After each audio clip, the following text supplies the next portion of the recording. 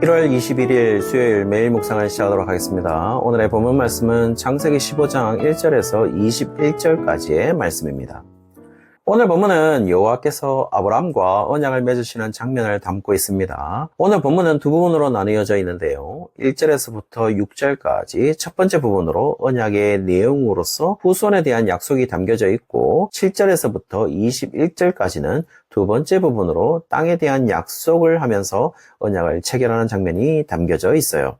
먼저 첫 번째 부분으로 후손에 대한 약속의 내용을 살펴보면 1절에 먼저 아브라함의 실존적 상태를 알려주고 있습니다. 여기서 하나님은 아브라함에게 두려워하지 말라고 이야기하고 있어요. 이 이야기에서 알 수 있는 것은 지금 아브라함은 두려운 상태에 놓여져 있다는 것을 추측해 볼 수 있을 것 같습니다. 여전히 아브라함은 자신의 알 수 없는 미래와 지금까지 겪었던 싸움과 전쟁으로 상당한 두려움에 휩싸였던 것으로 보입니다. 그리고 그런 심리 상태는 2절에서부터 3절까지 조금은 상기된 뉘앙스를 보여주고 있는데요. 주 여호와여 무엇을 내게 주시려 하나이까? 나는 자식이 없사오니 나의 상속자는 이 다메섹 사람 엘리에셀입니다 라고 이야기를 하고 있어요. 그리고 더 짜증을 내는 듯한 뉘앙스로도 보이는데요. 주께서 내게 씨를 주지 아니하셨으니 내 집에서 길린 자가 내 상속자가 될 것이라고 마치 협박하듯이 말하고 있는 것이겠죠. 여기서 아브라함 집에서 길린 자로서 상속자가 되는 사람은 2절에 언급한 다메섹 사람 엘리에셀로 이야기하고 있습니다. 아무래도 아브라함에게 지금 눈에 보이는 실질적인 상속자는 자신의 집에서 길리운 다메섹 사람 엘리에셀밖에 없기 때문에 지금 이렇게 이야기하는 것으로 보여요.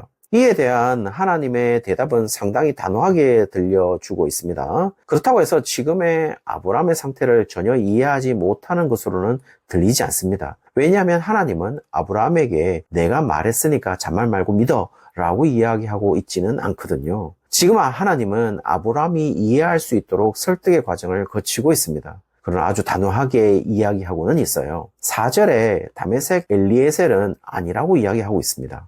분명한 것은 아브라함 너의 몸에서 난 자가 아브라함의 상속자라고 했으니까 사레에게서 난 자가 분명한 아브라함의 상속자라고 이야기하면서 5절에 아브라함을 이끌고 밖으로 나가는 장면은 단순히 윽박지르면서 믿음을 요구하는 하나님이 아니라 아브라함을 설득시키고 있다라는 사실을 알 수가 있죠. 그리고 하늘을 보게 하시고 묵별처럼 많은 자손이 생길 것임을 이야기하고 있습니다. 그런 하나님의 행위 뒤에 6절에 아브라함이 어떻게 반응하고 있나요? 정말 중요한 구절이죠. 아브라함이 여호와를 믿었다고 이야기하고 그것을 그의 의로 여겼다라고 이야기하고 있습니다.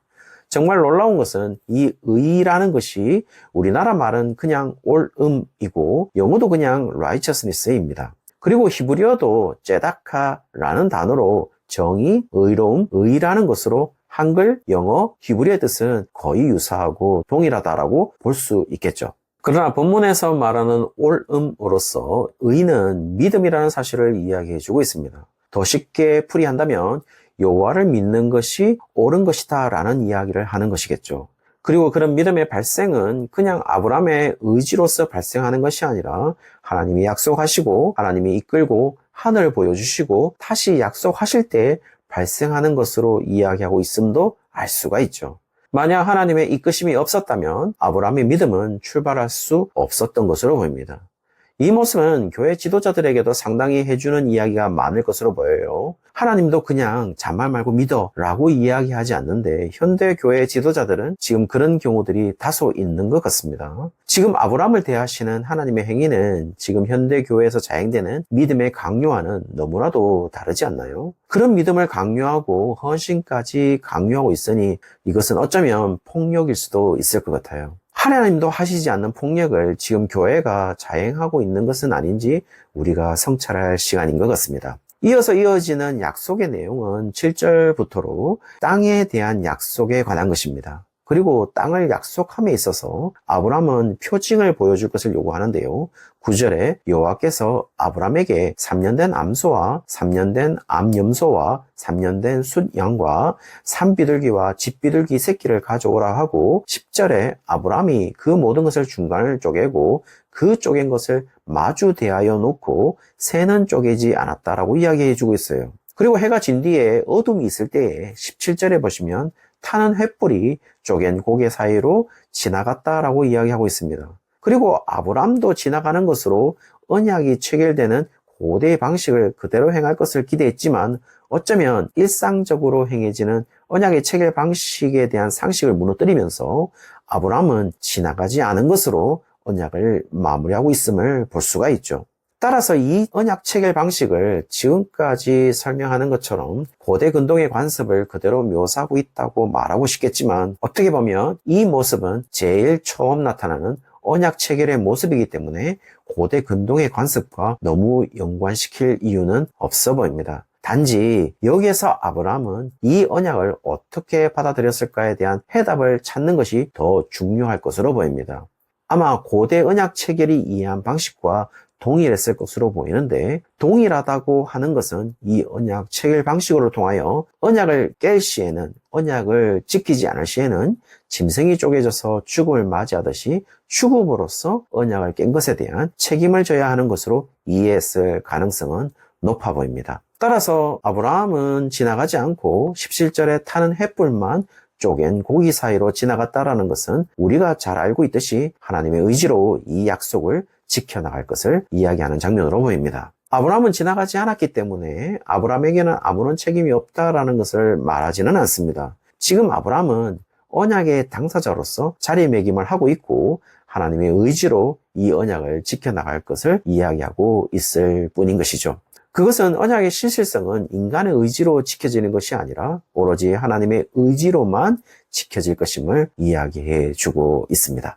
아마 이 약속을 지금 창세기의 첫 번째 독자로서 히브리 백성들이 듣고 있었다면 더욱더 의미가 있는 것은 오늘 특이하게 이 언약을 이야기하는 가운데 땅의 약속을 하면서 13절에 아브라함의 자손이 이방에서 계기되어 그들을 섬기고 400년 동안 아브라함의 후손들이 괴롭게 되고 14절에는 아브라함의 후손들이 섬기는 그 나라를 하나님이 징벌을 하고 그 후에 후손들이 큰 재물을 이끌고 나올 것이라고 이야기하고 16절에 보시면은 네 자손이 4대 만에 돌아올 것이라고 이야기하는 장면은 방금 전에 말씀드렸듯이 창세기의 첫 번째 독자로서 히브리 백성들이라면 아브라함에게 한 이야기가 무엇을 이야기하는 것인지 너무나도 잘 알아들었을 가능성이 있어 보인다는 것이죠. 바로 자신들의 이야기를 약속의 내용으로 이야기하고 있고 그 나라에서 구원해내서 다시 약속의 땅으로 돌아오게 할 것임을 약속하는 장면으로 너무 쉽게 이해했을 것으로 보입니다. 그리고 그 과정에서 그들이 또 알아차린 것은 당시 아브라함에게 하신 약속들을